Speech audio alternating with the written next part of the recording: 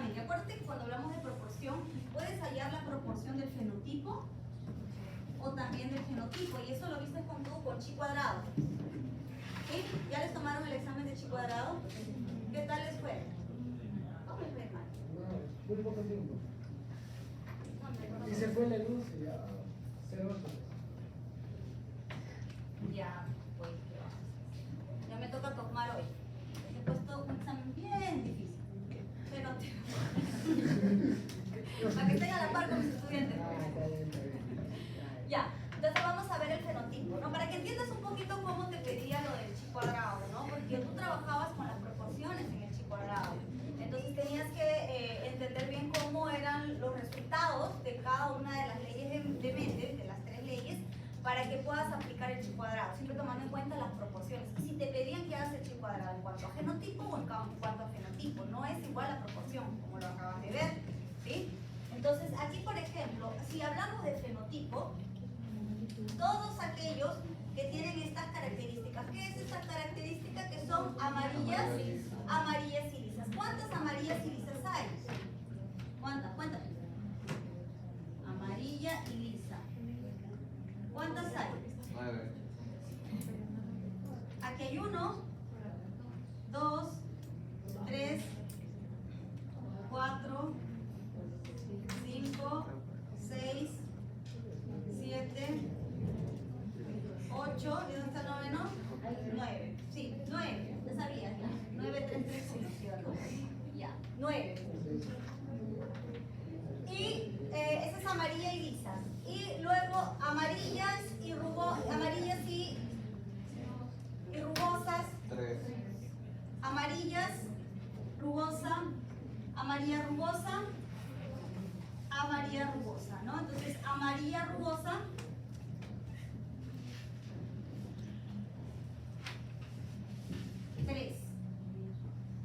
Ahora, ¿cuál es la otra característica? Verde lisa. Verde y lisa, ¿no? Verde y lisa. 3. ¿Dónde está? Verde y lisa, 1, verde 2, 3. Verde y lisa, 3. Y por último tenemos Verde rugosa, 1. verde rugoso.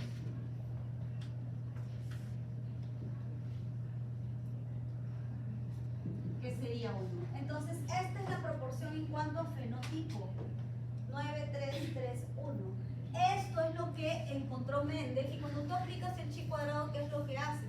Simplemente verificar que tu muestra que has obtenido se encaje dentro, o tu hipótesis que estás armando se encaje dentro de la teoría que ya está propuesta por Mendel, a través de toda esa, ¿no? Sumitas, ¿no? Multiplicaciones, divisiones que haces ahí, ¿no?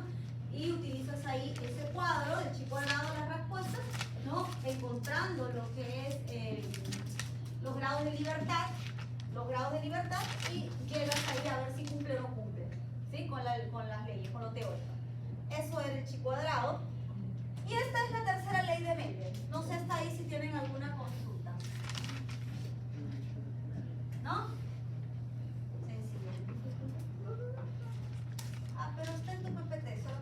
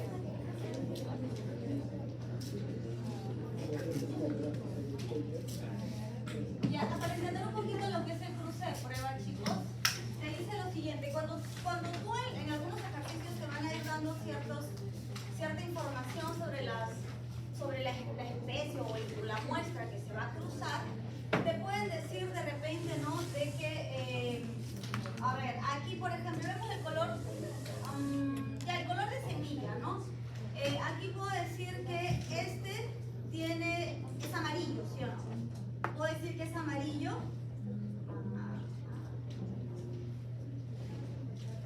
Y puedo decir aquí también que es amarillo. ¿Sí? Pero siempre tú vas a saber si el que le acompaña es recesivo dominante. Tú sabes que este de aquí domina por encima, ¿no? Entonces puede ser que esté cargando el alelo recesivo. Entonces, ¿cómo tú verificas de que es heterocigoto o es homocigoto dominante?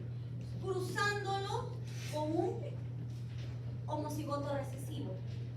De tal forma que si tú a este color amarillo, ¿no?, lo cruzas con uno de color verde, homocigoto recesivo verde, en tus descendientes se va a manifestar el color verde. ¿Sí? Cosa que no va a suceder con la otra opción, porque la otra opción tiene dos alelos dominantes. Entonces en tus descendientes tú no vas a obtener verdes. Por eso es lo que dice el cruce de muestra, o cruce de prueba, disculpa. Entonces aquí obtienes descendientes verdes, aquí no obtienes descendientes verdes. Entonces te vas a dar cuenta automáticamente de que este no era un homocigoto dominante, sino un heterocigoto. ¿Se entendió? ¿Repito? Ya. Dentro de los ejercicios yo te puedo mencionar, ¿no?, que la semilla es de color amarilla, pero tú no puedes suponer que es un homocigoto dominante, ni puedes suponer que es heterocigoto. De repente tú lo vas a colocar así, ¿ok? ¿Por qué? Porque no estás seguro. ¿Cómo yo sé de que va a ser un homocigoto, un homocigoto o un heterocigoto? Cruzando con qué? O sea, realmente agarras, si son conejos, no sé, bueno, no son plantas, ya, los cruzas con un recesivo. O sea, cruzas a este amarillo que tú no sabes qué alelo está cargando al costado con una plantita verde que es un homocigoto recesivo. Y ves los descendientes. ¿Qué vas a obtener en los descendientes? Que dentro de sus descendientes vas a encontrar amarillos y verdes. Acuérdate que aquí amarillo, 50% aquí de amarillos, y vas a encontrar también 50% de verdes. Entonces si tengo verdes, era un heterocigoto. ¿Ok? Ahora, si yo cruzo, ¿no? Si al cruzar yo no obtengo ningún descendiente verde y obtengo todos que son amarillos, me voy a dar cuenta de que mi plantita aquí era un homocigoto dominante, que no está cargando el alelo recesivo. ¿Se entendió? ¿Sí? Ahora sí, esa es el cruce de prueba. De nuevo, los veo así como chupando limón. ¿Qué pasó? ¿Qué pasó, chicos? Cruce de prueba. Este es un cruce de prueba para saber si lo que estoy cruzando o la característica, porque yo puedo ver un fenotipo, yo puedo ver que es amarillo, pero ¿cómo está en sus genes? Puede ser un heterocigoto. ¿Cómo me voy a dar cuenta? Lo cruzas con una plantita verde que es recesiva. Y en los descendientes, si yo obtengo el color verde, me voy a dar cuenta que este amarillo en sus genes estaba cargando ahí el alelo recesivo. ¿Y qué se manifestó aquí en los descendientes? Pero si no es heterocigoto, si es un homocigoto dominante, pues en los descendientes yo voy a observar que no va a haber ningún descendiente verde, sino que todos van a tener la característica dominante. ¿Se entendió? Ya volaste. ¿Está bien?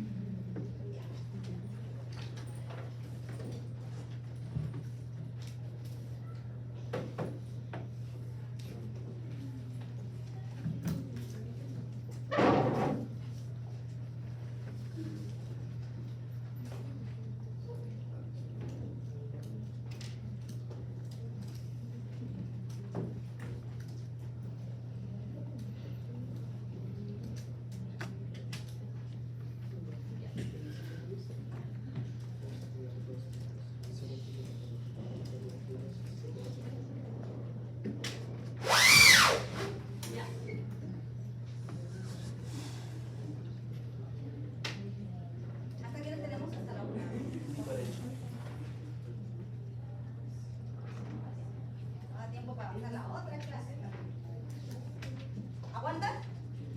Dale, nomás, dale ya. Vamos, para poder empatarnos, ¿no? Bueno, herencia mendeliana en humanos, ¿no? Tenemos la herencia autosómica. Cuando hablamos de herencia autosómica, chicos, está ligado a qué? A todos los cromosomas especies. Herencia autosómica, ¿a qué no sé? Estamos hablando de todos los cromosomas que son autosómicos, ¿no? Y cuando hablamos de herencia de los cromosomas, solamente a los sexuales, ¿no? Entonces los cromosomas autosómicos son todos, ¿no? Son los encargados de llevar los genes responsables, están en pares, ¿no? Entonces aquí vamos a ver, por ejemplo, el pico de viuda. ¿Saben lo que es el pico de viuda? Adelantito, tenemos como un piquito del cabello, tú tienes, por ejemplo, está de rojito, tienes pico de viuda, tú no, ajá, entonces, por ejemplo, son rasgos fisionómicos, ¿no? Que no, obviamente es físico, no hay no tiene ninguna relevancia en la salud, ¿no? El que tenga o no tenga, así como la orejita, pues, ¿no? No hay ninguna relevancia. Y en el caso pero claro que hay enfermedades que están ligadas, sí, a cromosomas autosómicos, que sí van a tener relevancia para la salud, ¿no? Y herencia por los cromosomas sexuales. Entonces, acuérdate que los cromosomas sexuales, las mujeres van a tener 2 cromosomas X, el hombre cromosoma X, un cromosoma Y. Esto es importante, ¿por qué? Porque van a haber enfermedades que están directamente relacionadas con el cromosoma X, ¿no? Entonces vamos a ver que, por ejemplo, generalmente los varones son los afectados, ¿no? Los que mayormente están afectados, porque las mujeres al tener 2X pueden ser portadoras. Sin embargo, el varón al tener un solo X directamente manifiesta la enfermedad. Ahora, el hecho de que tenga el Y, ¿no? Y nosotros no tengamos este cromosoma, es que hay digamos enfermedades, pero por ejemplo algunas características que están relacionadas directamente con el I, ¿no? Como por ejemplo cuando salen pelitos en la oreja, ¿te acuerdas cómo se llama? No recuerdo el nombre, auricular, en donde solamente está ligado a todos los varones. O sea, quiere decir que solamente los varones tienen ese gen y solamente ellos van a desarrollar esos pelitos en la oreja, ¿no? Entonces vamos a ver que aquí los genes son transmitidos, están únicamente relacionados a los cromosomas X e Y, y hay enfermedades específicas para cada uno de estos cromosomas. ¿Ok?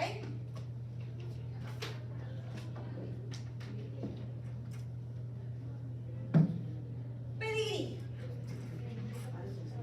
Veamos lo que es el pedigrí. No tiene nada que ver con perro, por si acaso. ¿Ya? Pero aquí es la representación gráfica de la distribución de un carácter hereditario, ¿no? Dentro de una familia. Entonces, para que tú puedas encontrar de repente una enfermedad genética, tienes que estudiar a los parientes, tienes que estudiar el caso, ¿no? Tienes que hacer un análisis de la familia. Y esto se hace mediante estos gráficos que están aquí. Entonces, cada individuo debe ser caracterizado según el sexo, generación a la que pertenece y su relación parental, ¿no? Por ejemplo, ¿no? En este caso de asesoría, ¿no? Genética aquí, hay algunos padres que desean, bueno, no pueden tener hijos, digamos, no hay un problema ahí y van en una orientación genética a ver qué es lo que está pasando. Puede ser un caso de infertilidad, puede ser que hay un problema cromosómico o que tengan hijos con algún tipo de enfermedad hereditaria, ¿no? Alguna síndrome y quieran pasar por un análisis, ¿no? En cuanto a observar a su línea parental y ver de dónde, quién está cargando el gen y si realmente el próximo hijo que tienen hay una alta posibilidad de que tenga la misma síndrome. Entonces se estudia, en este caso, a las familias, ¿no? Y se hace una representación. Y hay ejercicios que vamos a trabajar, que les va a caer en su examen, que es sobre pedigrí. Entonces para eso tú tienes que entender qué significa cada uno de esta representación gráfica. Entonces, cuando veamos un cuadradito ahí, ¿no? Quiere decir que está señalando el sexo de la persona aquí, ¿no? Entonces el varón siempre lo vamos a señalar con un cuadradito y la mujer lo vamos a señalar con un círculo. Ahora, sexo no especificado. ¿Sabe por qué? Bueno, porque hay algunas personas que no tienen un sexo específico. cuando nacen con problemas al nivel de las gónadas. Entonces un sexo no especificado, ¿no?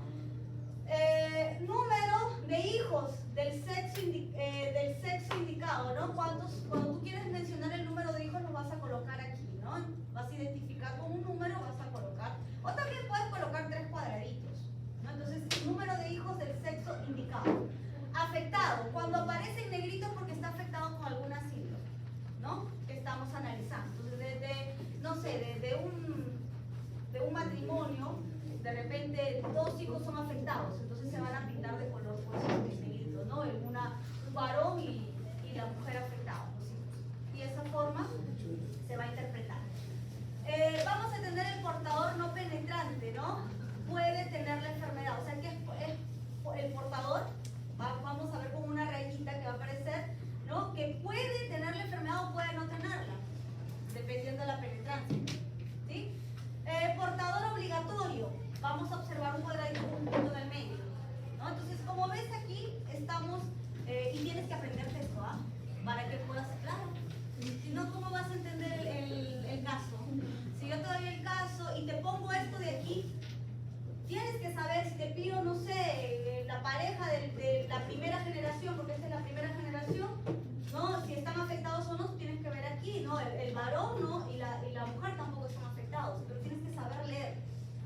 La segunda generación, tenemos aquí 3 integrantes y el segundo está afectado.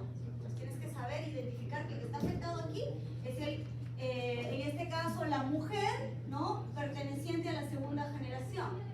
Ahora, podemos observar aquí también divorciados, ¿no? Aquí vemos 2 líneas, ten cuidado porque te puedo colocar esto en el examen también. Entonces, ¿qué quiere decir consanguinidad?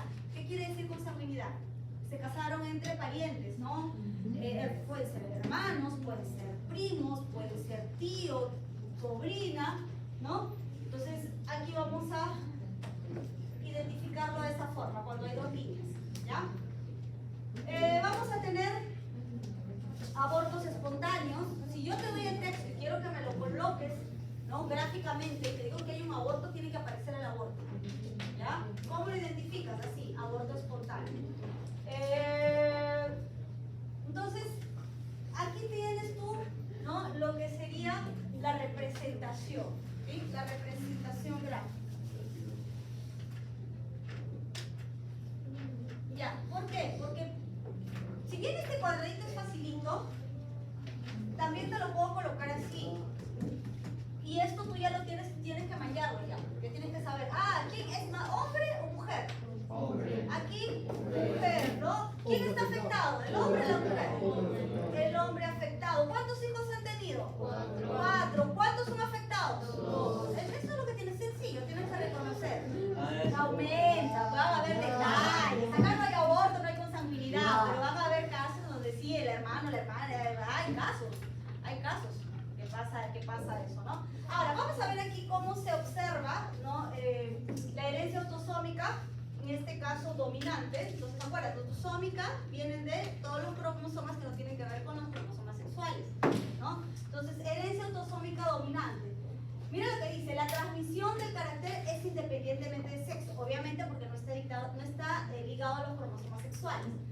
El carácter, la enfermedad se manifiesta en heterocigotos. O sea, quiere decir que aquí no hay portadores. Aquí tienes el alelo dominante y ya manifiestas la enfermedad, ¿no? ¿Qué más? Los individuos sanos no transmiten la enfermedad. O sea, los individuos sanos no van a transmitir la enfermedad. Esto de no van a transmitir. ¿Quiénes van a transmitir? Los heterocigotos, que también son los sí. ¿Cómo prender el ventilador? Prende lo que quieras, porque también me estoy ahogando. Por acá no tienes. Y eso que yo he venido, pero así sudando, debía uno, así que ya se me pasó. Ya, el carácter aparece en todas las generaciones y se transmite a través de un individuo afectado. O sea, hay una transmisión vertical. Entonces, cuando estamos hablando de una herencia autosómica dominante, vemos una transmisión vertical que se hace evidente en todas las generaciones. ¿Ok? Entonces, y si hacemos el cuadrito, ¿no? Comparando con lo de Mendel, vamos a obtener el mismo resultado. ¿Ok? Entonces, autosómico dominante. Y así tenemos varias síndromes, ¿no? Ligadas lo que es herencia autosómica dominante. Con respecto a esto, ¿qué tipo de preguntas le puedo hacer? No, primero te puedo poner yo el texto y tú vas a tener que armar eso. Ah, ¿y entonces armar el árbitro? Claro. Claro, yo te voy a armar, te voy a decir el caso y tú me armas el gráfico tal y como te digo, hay abortos o que son hermanos o que aparece el tío, aparece la tía, tienes que colocarlos ahí. Y te digo dónde está la enfermedad y si la segunda o tercera generación tiene la enfermedad. Vamos a ir más adelante a una parte, esto no lo vas a ver bastante en práctica, ¿no? Donde vamos a aplicar el conjunto de fórmulas ahí. ¿Sí? Pero no te asustes, debes simplemente entender esta parte, aprendes los códigos nada más para que puedas. Por ejemplo, ya, entonces estamos, un ejemplo de herencia autosómica dominante. Ajá, la controversia, ¿no? 75-80% de casos es generado por una mutación espontánea. Entonces la persona dice, a veces suceden mutaciones espontáneas, y lo hemos visto. Esta mutación espontánea se lleva a cabo por sustitución de glicina por arginina, ¿no? En el gen específico que es el FGR3. Entonces, habiendo una mutación aquí, ¿qué es lo que va a suceder? Lo que va a suceder es simplemente, ¿no?, de que no se desarrollen, ¿no?, los controcitos, los que se encargan ahí de darles lo que es la formación de los huesos, no se desarrolle de manera correcta. Entonces, estas personas no llegan a tener una altura promedio, sus huesos tienen problemas, no llegan a tener el tamaño ni se desarrollan correctamente. Entonces tenemos aquí la acondroplasia. Ahora, no sé si han visto, ¿no? Cuando han visto inclusive había un programa de televisión donde los propios familias de personas con esta enfermedad o con este síndrome, ¿no? En donde el papá y la mamá, ¿no?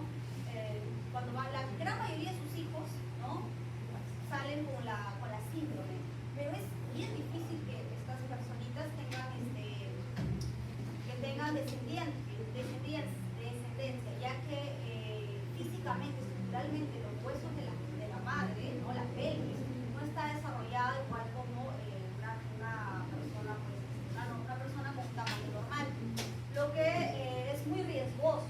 No que no se pueda llevar a cabo, pueden tener hijos, pero es bastante riesgoso, ¿no? La gran mayoría termina en óbito o el bebé también no responde al parto, ¿no? Hay bastante incidencia. Bien, tenemos aquí la herencia autosómica recesiva.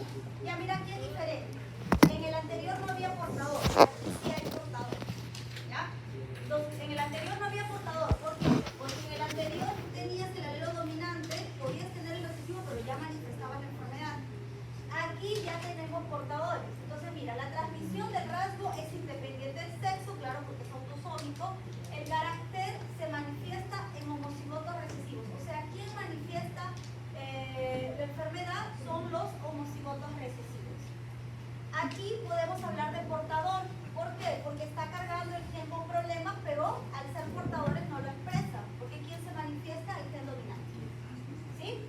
Entonces, los caracteres se manifiestan en los homocigotos recesivos. Aquí en los descendientes, ¿no?, en los hijos, tenemos homocigoto dominante, heterocigoto, y este de aquí que está manifestando pues la enfermedad, que es homocigoto recesivo. Los individuos sanos pueden tener hijos enfermos, ¿sí?, diferente del otro. Acuérdate de eso, porque cuando yo te pregunto te olvidas. ¿Y en el anterior cómo era? Porque aquí dicen los individuos sanos pueden tener hijos enfermos. ¿Cómo era en el anterior? Y los individuos sanos pueden tener hijos enfermos. Y cuando vimos aquí, los individuos sanos, ¿no?, no transmiten la enfermedad. Esas características tienes que recordar. ¿Ah? Ahora, otro punto importante es sobre las generaciones. La herencia autosómica recesiva todas las generaciones como sí lo sucede en las dominantes. Entonces vemos de que no aparecen en todas las generaciones. O sea, si vamos más para en la siguiente generación, en esta generación no está, aquí aparece. En la anterior, aquí el papá estaba enfermo y el hijo directamente, tanto en la primera como en la segunda generación, directamente estaban manifestando la enfermedad. Aquí no sucede eso. Aquí no aparecen todas las generaciones, salta generaciones, digamos así. ¿Ok? Suele presentarse con frecuencia en hijos de parejas consanguíneas. O sea que, ¿por qué? Porque si en tu familia tú cargas el gen, ¿no?, que va a llevarte a una síndrome, te casas con tu prima, hermana, hay muchas más chances de que tus descendientes salgan con este gen. ¿Por qué? Porque son recesivos. Entonces puede ser ahí que los hijos hereden esta enfermedad, pero si tú buscas una persona fuera de tu familia de repente, hay menos chance de que esté cargando ese gen que sí se transmite en tu familia. Entonces por eso dice que suele presentarse con frecuencia en hijos de parejas consanguíneas, ¿okay?, que sean primos o cercanos a la familia, que estén cargando ese gen. Bueno, aquí tenemos por ejemplo la fibrosis quística. Exactamente qué sucede en la fibrosis quística, ¿no? Como vemos aquí, tenemos un problema, una mutación aquí en el gen CFTR, ¿sí?, el cual va a modificar a la proteína que se encarga de permitir que la sal de dentro de las células salga. Entonces, al no salir las sales de dentro de las células, va a formar mocos espesos, forma mucosidad. Entonces, en una situación normal, ¿no?, con la proteína sin mutación, podemos equilibrar la salida de sales. Pero con el gen mutado, no vamos a poder dejar salir estas sales, lo que va a generar mocos. Este moco espeso que se forma causa problemas a nivel pulmonar, intestinal, ¿no?, y también está relacionado con los tubos gástricos también, que se espesan. Hay un problema en los tubos gástricos, ¿no?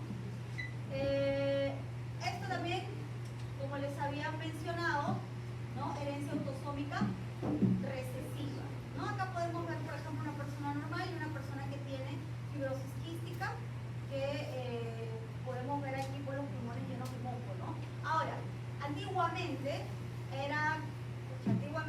no tenían una buena expectativa de vida, pero ahora hay formas de nebulizarse, formas de usar el moco, ¿no?, extendiendo la expectativa de vida de estos chicos, ¿no?, que también está relacionado a cómo se daban cuenta antiguamente, ahora también con respecto al sudor. Los sudores tienen una mayor concentración de sangre, ¿no? Y tenemos aquí otra enfermedad. Ambas son, acuérdate, autosómicas recesivas, ¿no? Entonces ya te mencioné sobre la fibrosis quística y dónde está el problema, ¿no? Ahora, la enfermedad de Tay-Sachs. ¿Alguien ha escuchado sobre esta enfermedad? ¿Sí? ¿No? Ok, vaya, por favor. Ya.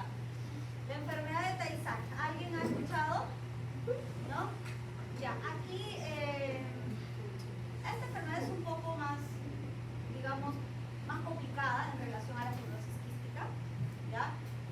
Aquí lo que sucede es que hay una mutación en lo que serían los lisosomas, ¿ya? ¿Qué es lo que hacen los lisosomas? ¿Saben lo que son lisosomas?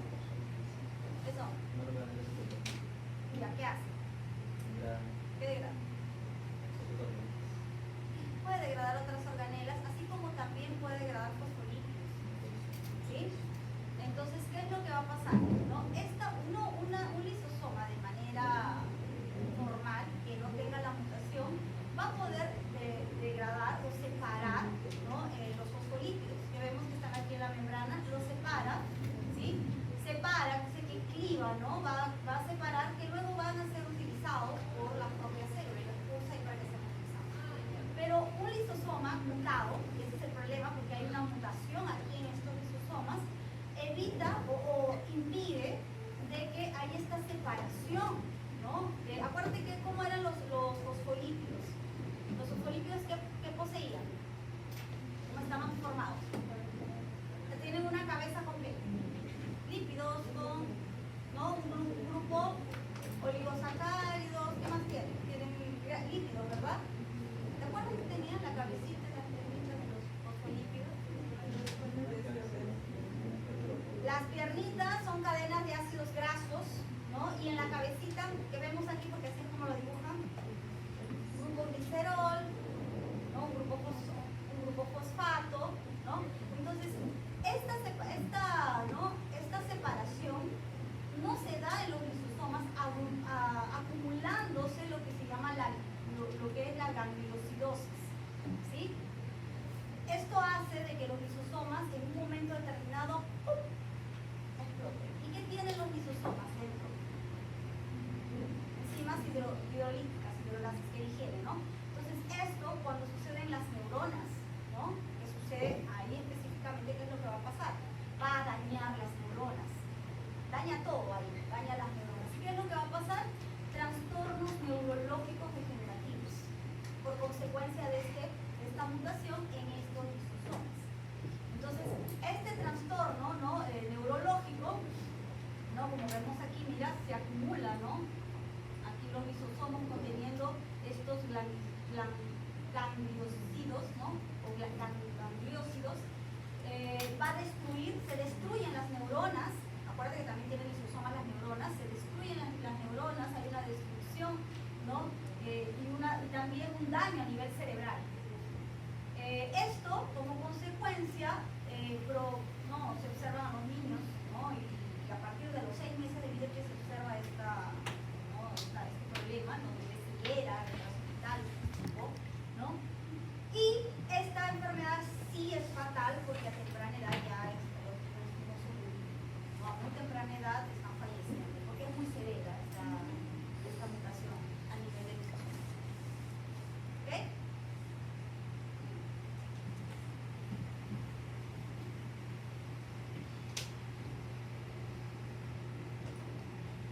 Herencia ligada al sexo. Entonces, lo que habíamos visto aquí es todo ligado a los cromosomas autosómicos, ¿no? Ahora, vamos a ver lo que está ligado a los cromosomas X y los cromosomas Y, ¿no? Entonces, son aquellos rasgos, enfermedades que son transmitidos por los cromosomas sexuales. Como te había mencionado, los varones son los más afectados y las mujeres suelen ser las portadoras, ¿sí? Entonces, el individuo homocigoto recesivo es el afectado. Y entre ellos tenemos que, ¿no? Vamos a tener, por ejemplo, aquí enfermedades ligadas a los cromosomas X, como es el daltonismo, la hemofilia, la distrofia muscular, ¿no? La hidrocefalia, mucopolisacaridosis, ¿no? Entonces, esto de aquí, ¿no? Relacionado a un gen recesivo, ¿sí? Entonces son los ejemplos que están relacionados al gen recesivo. Acá podemos ver, por ejemplo, mira, patrón de herencia ligado al cromosoma X. Dice, padre no afectado, madre portadora. O sea, quiere decir que la madre está cargando aquí el gen de la enfermedad. ¿Y dónde lo está llevando? Está aquí, justo en este X, ¿no? Entonces está cargando el gen. Entonces, al tener sus hijitos, ¿qué es lo que va a pasar? Recuerda que el papá envía un cromosoma y la mamá envía el otro. Entonces, como este es varoncito, el papá no le ve, ¿no? El papá no le está enviando aquí el X, le está enviando el Y. Pero la mamá tiene la opción de entregarle cualquiera de los dos. O el sano, que está aquí, o el enfermo. Pero le envía el gen mutado a través del cromosoma X. Entonces ya tenemos a este hijo directamente afectado. En el caso de las niñas no es igual. ¿Por qué? Porque el papá le está enviando el X, ¿no? Y la mamá le está enviando otro cromosoma X, este es el afectado. Pero la niña aquí vendría a ser portadora, ¿sí? ¿Por qué? Va a manifestar directamente, va a tener el gen aquí de la enfermedad, pero va a ser portadora porque el que va a manifestar ahí va a ser el gen que está en el gen sano, que suele ser el dominante, ¿sí? ¿Se entendió? Eso es lo que sucede. El resto aquí no, pues aquí están no afectados, no afectados. Mira, aquí la madre es la portadora, ¿sí? El padre está solamente el varón está afectado y una niña portadora. Pero en el otro caso, en el caso de que el padre esté afectado, o sea, este de aquí se pueda reproducir, ¿ya? Pero digamos que este ahora es padre, ¿no? Padre afectado, madre no portadora. ¿Qué es lo que puede suceder? Aquí sí vamos a ver de que el varón no es afectado, pero la niña tampoco es afectada, no va a manifestar la enfermedad, pero sí va a ser portadora, porque va a cargar el X, ¿no? con el gen aquí, con la enfermedad. Entonces, todas las niñas de este matrimonio van a ser portadoras. ¿Sí? Todas las niñas de este matrimonio serán portadoras. ¿Se entendió? Entonces, más o menos jugamos aquí con los cromosomas que están ligados al ETS. ¿No? Y más o menos aquí te explica lo mismo, pero con lo que es la hemofilia o también lo que es el daltonismo. ¿No? ¿Hay algún daltónico aquí? ¿No? ¿Saben lo que es el daltónico? Que no distingue del rojo del verde. No se ve. Es que hay grados de daltonismo. Hay unos que sí no consiguen distinguir el rojo, el verde y otros que ven todo gris, ¿no? Entonces, pero en principio no consiguen distinguir estos colores, ¿no? Aquí tenemos también, como habíamos visto, aquí el síndrome, ¿no? También del cromosoma X frágil. Vamos a ver aquí también cómo es la herencia, ¿no? Aquí también la madre es portadora, generalmente en lo que es el síndrome del X frágil. Siempre la madre es portadora, pero el varón es afectado, ¿no? Entonces, ahora, no sé si tienen alguna duda con esta parte, ¿no? Señores, si quieren un poco más, tienen aquí el link, todos los doy, yo te doy, sabes, la carnecita de todo, pero tú tienes que leerlo, ¿sí? Ya me lo leí yo, me toca a ti. Mutación esporádica y mosaicismo. Entonces, ya vimos, ¿no? Las mutaciones que están ligadas a los cromosomas sexuales, a los cromosomas autosómicos, pero hay algunas veces que la mutación es esporádica, es simultánea, que sucedió porque así una falla, los padres son sanos, no hay ninguno en la familia que tenga esa enfermedad, ni uno, pero ¿qué pasó? Simplemente hubo una mutación esporádica, que puede ser de repente una lesión, ¿no? Una lesión en el cromosoma. Entonces, en una mutación esporádica vamos a tener aquí, ¿no? Alteraciones causadas por inestabilidad genómica. Un ejemplo, infelizmente chicas congelan sus óvulos, ¿no? Durante la gametogénesis, los padres añosos. Puede ser de que suceda esta mutación esporádica, no que siempre va a ser así, pero puede suceder cuando los padres son viejitos, añosos, ¿no? Entonces, por eso si van a estudiar medicina, chicas, es una carrera bastante demandante, bonita, pero la parte personal queda de lado. Entonces, cuando quieras tener un hijo allá por allá, llegando a los 40 o pasando los 40, por congélalos sus óvulos para que sean pues, los mejorcitos, los óvulos, ¿no? Más jóvenes de los que tienes congelados, ¿no? Entonces, ¿aquí qué pasa? Que hay padres de repente que tienen hijos muy altos, no muy viejos, o que ya pasando más de los 40, 45, la mujer casi en la etapa de la menopausia, ¿no? Y ahí puede ser que salga una mutación esporádica. ¿Por qué? Porque es causada por una inestabilidad en el genoma durante la formación de estos gametos, o sea, durante la gametogénesis. Por esta inestabilidad puede ser que haya, ¿no? Una mutación esporádica, ¿ok?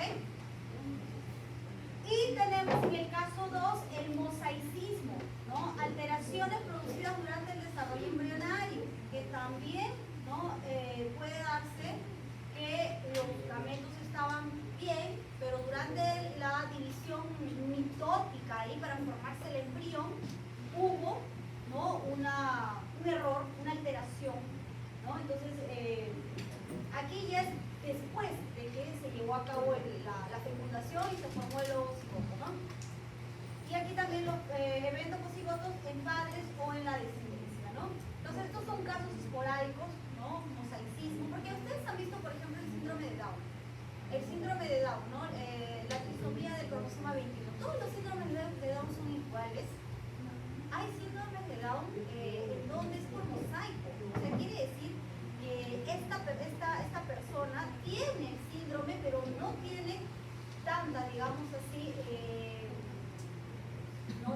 discapacidad en el caso de mental. O sea, pueden realizar muchas actividades diferentes de otros que sí están limitados porque tienen un coeficiente más bajo, o que tengan dificultad en cuanto también a la motilidad, al cuerpo, a la estructura. Entonces, cuando son en mosaicismo, este síndrome de Down, con las características clínicas son un poco más ligeras. Inclusive hay personas, modelos, es una modelo, una chica con síndrome de Down que goza, pero así como cualquier modelo internacional, y es internacional. Entonces, no todos los niños con síndrome de Down pueden llegar a ese punto de desarrollar esa habilidad. Entonces, puede ser, ¿no?, que en este caso el mosaicismo esté de alguna forma